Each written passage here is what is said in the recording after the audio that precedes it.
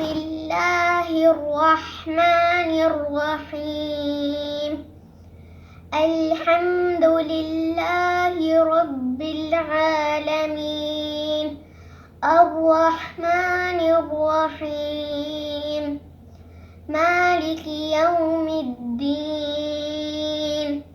إياك نعبد وإياك نستعين اهدنا الصراط المستقيم صراط الذين أنعمت عليهم غير المغضوب عليهم ولا الضالين